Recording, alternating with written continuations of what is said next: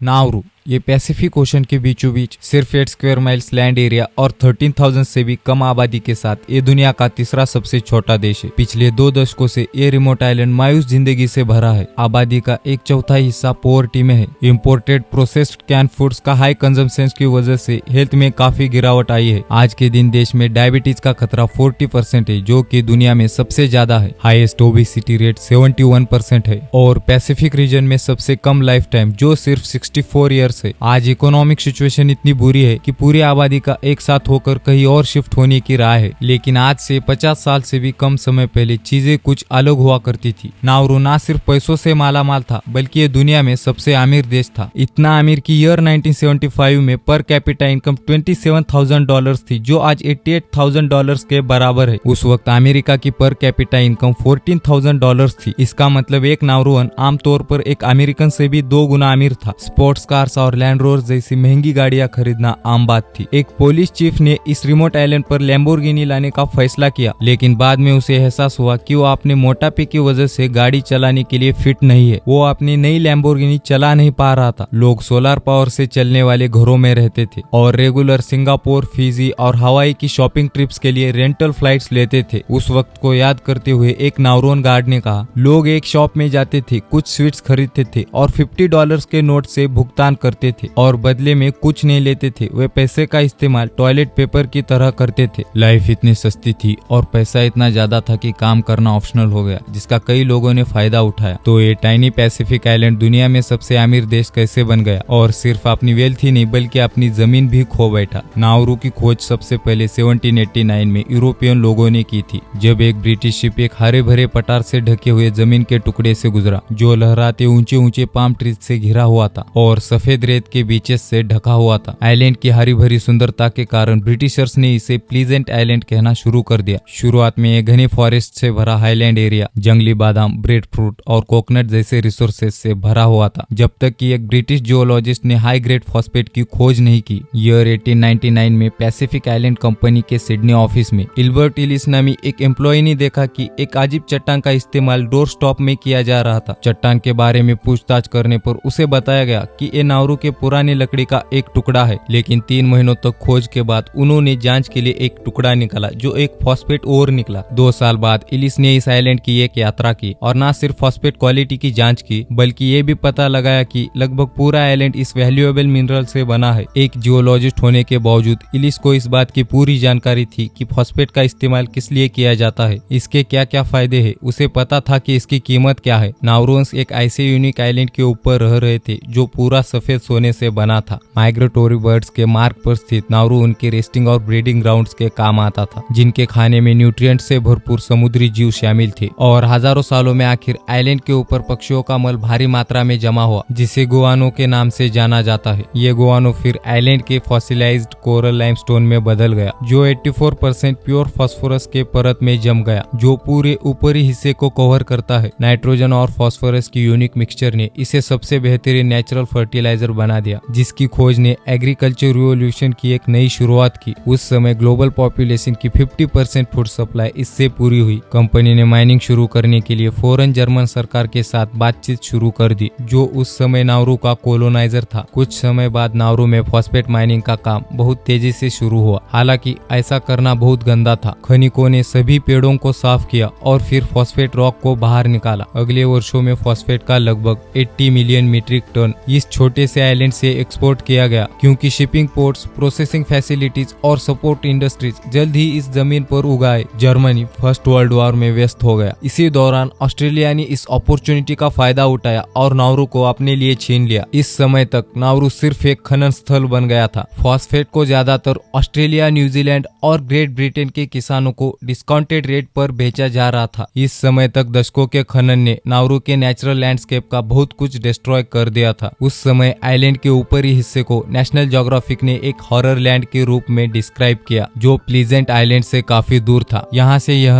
और भी बदतर हो जाता है। वर्ल्ड वॉर 2 के दौरान जापान ने आइलैंड के ऊपर हमला किया और आतंक फैलाया। वार खत्म होने और जापान के सरेंडर होने के बाद आइलैंड को एक बार फिर से ऑस्ट्रेलियंस को सौंप दिया गया और फिर आइलैंड पर फॉस्फेट का खनन जारी रहा। 1945 और 1968 के बीच के वर्षों में phosphate mining activities high record पर पहुंच गई। इस तबाही के जवाब में ने ऑस्ट्रेलिया ने क्वींसलैंड के कोस्टलाइन से दूर एक आइलैंड पर पूरी आबादी को बसाने का प्रस्ताव रखा, लेकिन इसी दौरान नाउरून्स ने इंडिपेंडेंस के लिए अभियान तेज किया। 31 जनवरी 1968 को आखिरकार नाउरून्स ने अपनी स्वतंत्रता हासिल कर ली। इंडिपेंडेंट नाउरू ने अपने 1/3 आइलैंड को खदानों के कारण खो दिया था। अब इस आइलैंड पर बहुत कम लोग रहते थे जो जमीन से गंदे पत्थर खोदने के अलावा कुछ भी करने में कामयाब नहीं थे। उनके पास कोई अदर इंडस्ट्रीज डेवलप करने के लिए इंफ्रास्ट्रक्चर्स और एक्सपर्ट्स की भी कमी थी। यह पहले से ही साफ था कि फॉस्फेट की सप्लाई 1 या 2 लाइफ टाइम में खत्म हो जाएगी, लेकिन इसने नाउरून्स को अपने हिस्से की मांग करने से नहीं रोका। इसने नाउरू के इतिहास में एक ऐसे युग की शुरुआत की जहां कुछ लोगों ने इसे पैसिफिक ओशन में सबसे अमीर देश कहा। सरकार ने दुनिया भर में निवेश करना शुरू किया। फिजी, न्यूजीलैंड, हवाई, ऑस्ट्रेलिया, समोआ और यूके में ऑफिसेस, होटल्स, रिजॉर्ट्स, अपार्टमेंट्स और हाउसिंग डेवलपमेंट्स में $100 मिलियन